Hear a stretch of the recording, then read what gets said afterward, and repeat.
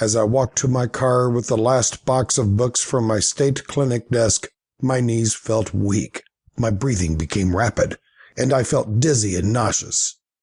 I dropped into the seat of my Firebird and waited for the wave of terror to pass.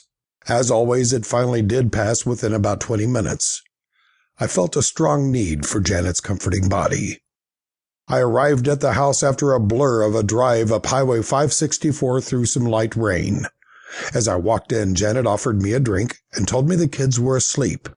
I took her hand and walked up the stairs to our room where, after removing our clothes, we laid down holding each other and drifted to sleep. The coming year saw my private practice grow into a full-scale clinic system with offices in West Las Vegas, Henderson, Paradise, and Boulder City. I was employing 12 therapists, 2 full-time secretaries, and an office manager, Janet. Jolie Seneca had become a loyal friend, and she served as assistant director. Toward the end of the first year of operation, I had received enough supervised hours from the contracted psychiatrist that served our clinics that I was ready to apply for my psychologist's license in the state of Nevada. I began collecting all of the documentation I was required to provide the Nevada Board of Psychology. When the package was complete, I sent it off to the board's office in Reno. I felt that I had reached the pinnacle of my professional goals and couldn't wait to advertise myself as Paul Ransom, PhD, licensed clinical psychologist. 2 weeks later, I went to the post office box since there wasn't a home delivery of mail in our area of Vegas. As I pulled the letters from the box, I saw the return address, Board of Psychology, Reno, Nevada. My heart jumped, and my breathing became more rapid.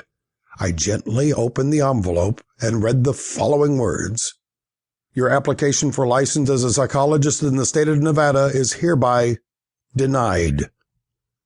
I was stunned. I couldn't breathe, and I couldn't move. I read on as the body of the letter stated that I had not met the board's criteria of graduating from a program that was 4 years in length. In fact, I had graduated in 3.5 years because I had spent 2 years getting my master's degree in psychology. I actually had 5.5 years of graduate study in psychology. I couldn't believe it. I called the board's office and asked to speak to someone with authority. The voice on the other end of the line sounded smug. I'm Stan Rochester, president of the Board of Psychology. I explained my position, but after a 20-minute conversation, he said there was nothing that could be done and that I would not be allowed a license to practice psychology in Nevada.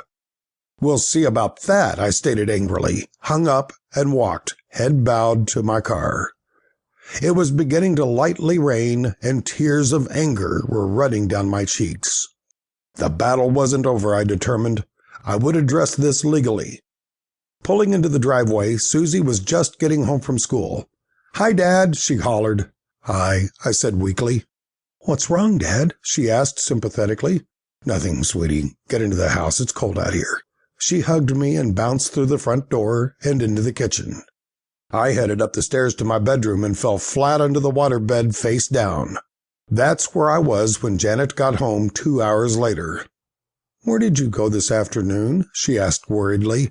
I had to reschedule your clients. I explained the rejection from the board to her. She became angry and let me know that she would be by my side however I chose to handle it. The next morning I awoke with the fire back in my belly. I would fight those bastards on this. To keep listening to this audiobook, I've left you a link in the description so you can do it, at no cost thanks to Audible's 30-day free trial.